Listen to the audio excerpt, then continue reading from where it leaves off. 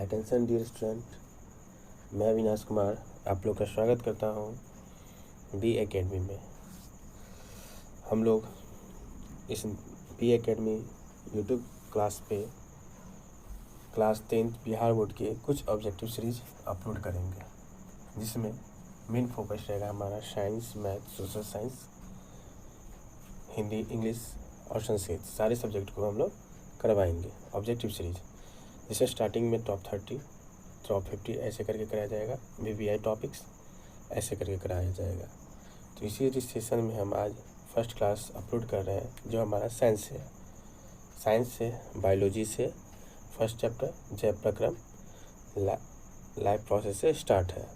तो उसी में हमारा फर्स्ट क्वेश्चन है कि रक्त का थक्का बनने में सहायक होता है।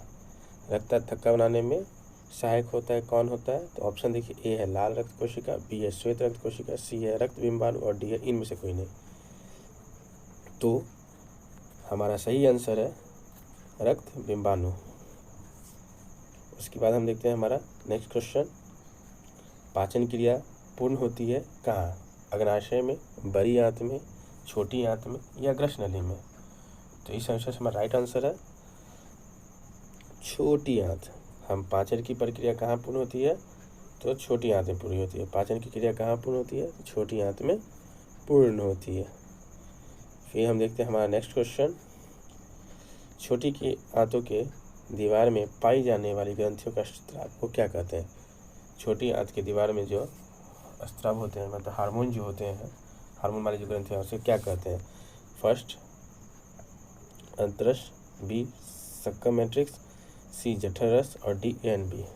तो देखिए, छोटी आंत की दीवार से पाई जाने वाली ग्रंथियों से स्राव को हम आंतरस भी कहते हैं और सक्कम मैट्रिक्स भी कहते हैं, लेकिन हमारे पास ऑप्शन भी दिया हुआ है, तो हम ऑप्शन क्या देंगे? ANB यानी डी। फिर उसके बाद हम अपना नेक्स्ट क्वेश्चन देखते हैं। नेक्स्ट क्वेश्चन क्या है, एक वयस्क मनुष्य के कितने दांत होते हैं? एक वयस्क मनुष्य के यानी आप में कितने दांत हैं? तो हम सिंपल सा लैंग्वेज में कहेंगे 32। तो क्यों?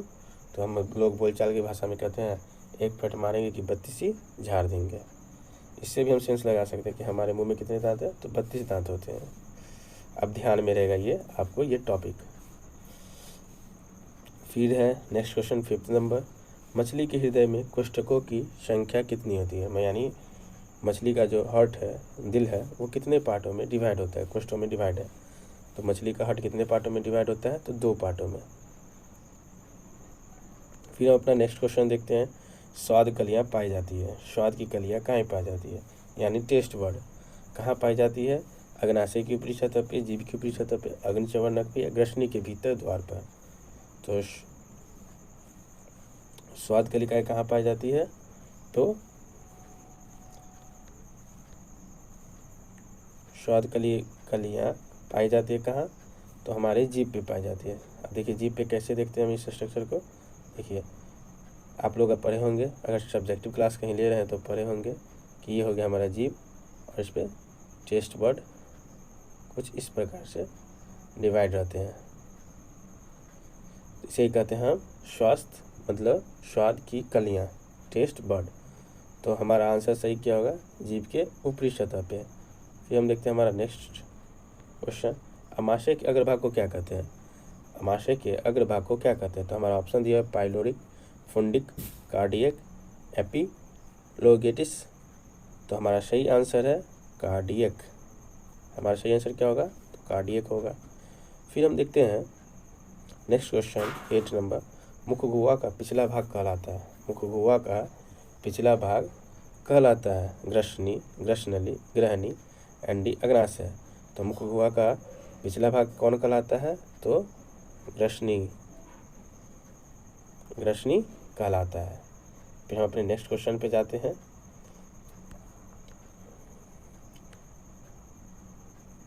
निम्नलिखित में कौन सजीव के मुख्य लक्षण है? फर्स्ट स्थानांतरण, बी श्वसन, सी प्रकाश संश्लेषण, डी इनमें से सभी। तो देखिए, ये जो है सो सभी सजीव के लक्षण हैं, लेकिन मुख्य लक्षण जो है सजीव का क्या होते हैं? तो श्वसन होता है, क्योंकि श्वसन के बिना कोई भी सजीव जीवित नहीं रह सकता है। श्वसन जो है, श्वसन के बिना कोई भी सजीव जीवित नहीं रह सकता है। फिर देखते हैं छोटी आंत एवं बड़ी आंत के जोड़ पे पाई जाने वाली एक नलनुमा रचना को क्या कहते हैं? शिक्कम, रेक्टम, कोलन या अपेंडिक्स। तो छोटी आंत के एवं बड़ी आंत के जोड़े में पाई जाने वाली छोटी नलनुमा रचना को हम शिक्कम के नाम से जानते हैं। किस नाम से जानते हैं? तो शिक्कम नाम से जानते हैं।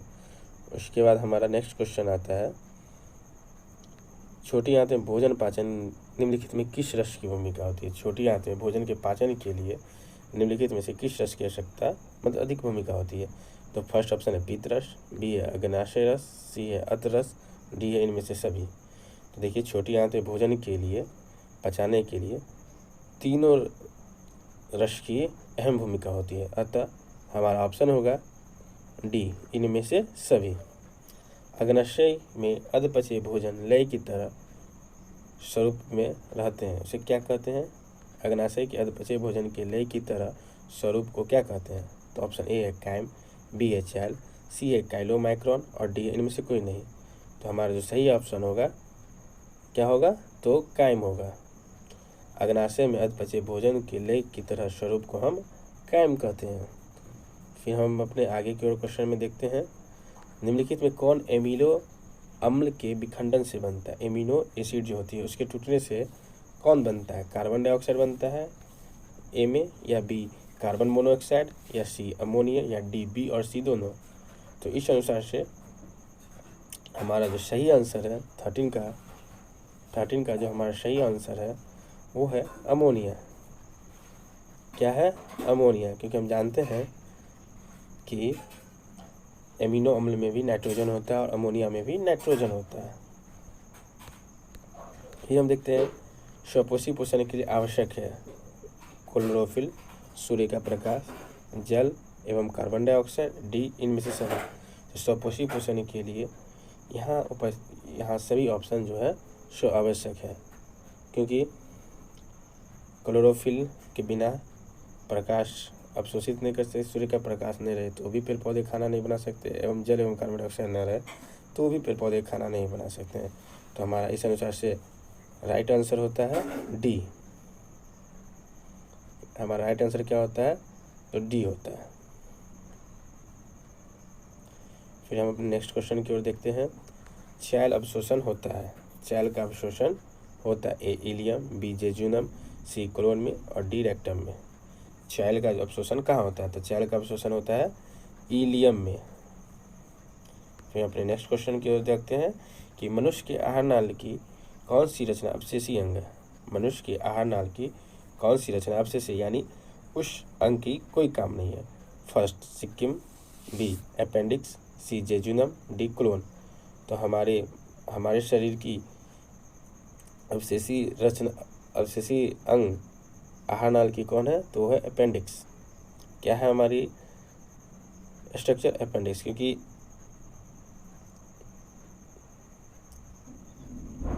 अपेंडिक्स का हमारे शरीर में कोई यूज नहीं है आहार नाल में। फिर हम 17 नंबर क्वेश्चन देखते हैं, दांत अस्थि क्षय कारण क्या है? दांत के हड्डी का क्षय का कारण क्या है? फर्स्ट मीठी चीज़ को खाना, बी बैक्टीरिया द्वारा अम्ल निर्माण करना, सी दांतों की सफाई नहीं करना, डी इनमें से सभी। तो आप भी समझ गए होंगे कि दांतों के अस्थि क्षय का मुख्य कारण क्या हो सकते हैं? तो ये सभी होंगे। इन सभी चीज़ों के कारण हमारे दांत की हड्डी का क्षय होता है, यानी दांत जो है सो कमज़ोर होते हैं। फिर हम अपने नेक्स्ट क्वेश्चन की ओर जाते हैं, डेंटाइन के ऊपर दांत की सुरक्षा हेतु पाई जाने वाली कठोर परतों को क्या कहते हैं? इनामेल, केनाइन, दंत प्लग, हड्डी, मोलर। तो देखिए डेंटाइन के ऊपर दांतों की सुरक्षा हेतु पाई जाने वाली कठोर परत को हम कहते हैं इनामेल। क्या कहते हैं हम? इनामेल। फिर हम अपने नेक्स्ट क्वेश्चन की ओर जाते हैं, पैरामीशियम भोजन का अंतःग्रहण होता है सीरिया द्वारा, कोशिका मुख द्वारा, भोजन रजधनी द्वारा, कुटपाद द्वारा। तो पैरामीशियम में जो भोजन का अंतःग्रहण होता है, पैरामीशियम जो भोजन अपने अंदर में लेता है वो किसके द्वारा लेता है? तो कोशिका मुख द्वारा। फिर हमारा नेक्स्ट ऑप्शन क्वेश्चन आ रहा है, प्रकाश संश्लेषण की इकाई है option A chloroplast, B plastid, C chlorophyll, D इनमें से कोई नहीं। तो प्रकाश संश्लेषण की इकाई क्या होगी? सी क्लोरोफिल। फिर नेक्स्ट क्वेश्चन 21 नंबर, प्रकाश संश्लेषण के प्रक्रिया का मुख्य उत्पाद है ग्लूकोज, बी ऑक्सीजन, सी जल, डी कार्बन डाइऑक्साइड। तो प्रकाश संश्लेषण की प्रक्रिया के मुख्य स्वरूप क्या उत्पाद होता है? मुख्य उत्पाद क्या होता है? तो वो है ऑक्सीजन। उसके बाद हम नेक्स्ट क्वेश्चन देखते हैं, पैरामीशियम में पाई जाने वाली पोषण की विधि को क्या कहते हैं? पैरामीशियम में पाई जाने वाली पोषण की विधि को हम क्या कहते हैं? तो फर्स्ट ऑप्शन है स्वपोषी, बी है मृतजीवी, सी है परजीवी और डी है प्राणीसम। तो पैरामीशियम में पाई जाने वाली विधि को हम कहते हैं प्राणीसम, डी ऑप्शन। यहाँ पे मैं ऊपर में लिख देता हूँ प्राणीसम, देखते हैं लिखाता है कि नहीं लिखाता है। प्राणीसम जो है सो पैरामीशियम में होता है। उसके बाद हमारा नेक्स्ट क्वेश्चन है, देखते हैं निम्नलिखित में किसे प्रकाश संश्लेषी अंगक कहते हैं? फर्स्ट जड़, बी पत्ती, सी स्टोमाटा और डी हरित लवक। तो इनमें से हम किसे कहते हैं प्रकाश संश्लेषी अंगक? तो हम कहते हैं हरित लवक को। किसे कहते हैं हम? तो हरित लवक को कहते हैं। फिर हमारा नेक्स्ट क्वेश्चन है, निम्नलिखित में जठर ग्रंथि कौन सी कोशिका हाइड्रोक्लोरिक अम्ल का स्त्राव करती है?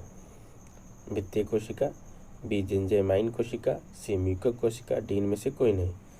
तो जठर ग्रंथि से हाइड्रोक्लोरिक अम्ल का स्त्राव भित्तीय कोशिका करती है। उसके बाद हमारा नेक्स्ट क्वेश्चन 25 नंबर, मनुष्य के मुख गुहा में कितने जोड़े लाल ग्रंथ पाए जाते हैं? हमारा फर्स्ट ऑप्शन है 1, second B, third C, third B 2, C 3 और डी 4। तो हमारा इस अनुसार से हमारा मनुष्य के मुख गुहा में कितने जोड़े लाल ग्रंथि पाई जाती है? तो 3 जोड़े लाल ग्रंथियाँ पाई जाती है। फिर हमारा नेक्स्ट क्वेश्चन 26 नंबर, इनमें से कौन सी रचना अमीबा के भोजन के अंतर्ग्रहण होता है? ए कुटपाद, बी सीलियम, सी भोज रसदानी, डी पिनासाइड। तो अमीबा किस तरह से अपने भोजन को खाता है? तो कुटपाद के द्वारा। किसके द्वारा? तो कुटपाद के द्वारा खाता है। फिर हमारा डी ऑप्शन। फिर हमारा नेक्स्ट क्वेश्चन है 27 नंबर, पेप्टॉन पेप्टाइड्स को निम्नलिखित से किस रूप में तोड़ता है? पेप्टॉन पेप्टाइड्स को निम्नलिखित में से किस रूप में तोड़ता है? तो फर्स्ट ऑप्शन है एमिनो एसिड, बी है वसा अम्ल, सी है पॉलीपेप्टाइड्स और डी है न्यूक्लियोटाइड्स। तो पेप्टिन और पेप्टाइड्स जो है सो एमिनो अम्ल में टूटता है। फिर हमारा 28 नंबर क्वेश्चन जो है सो हम देखते हैं, कोशिका के किस भाग में सजीवों के सारे गुण विद्यमान होते हैं? कोशिका झिल्ली, कोशिका भित्ति, जीव द्रव्य, डी इनमें से कोई नहीं। तो कोशिका के जीव द्रव्य में जो है सो सजीव के सारे गुण विद्यमान होते हैं। फिर हम देखते हैं निम्नलिखित में से किस छिद्र द्वारा ग्रसनली से जुड़ी होती है? तो हमारा ऑप्शन होगा, देखिए क्या क्या ऑप्शन दिया हुआ, ए निगल द्वार, सी कंठ द्वार, सी मल द्वार, डी इनमें से कोई नहीं। तो हमारा जो सही ऑप्शन होगा ए निगल द्वार। फिर हम अपने सेशन आज के सेशन का लास्ट क्वेश्चन देखते हैं 30 नंबर, अमीबा का भोजन है शैवाल के टुकड़े, डाइटम एवं एक कोशिकीय जीव, सी बैक्टीरिया, डी इनमें से सभी। तो अमीबा का जो मुख्य भोजन है इनमें से सभी है। क्यों? तो वो शैवाल भी खाता है और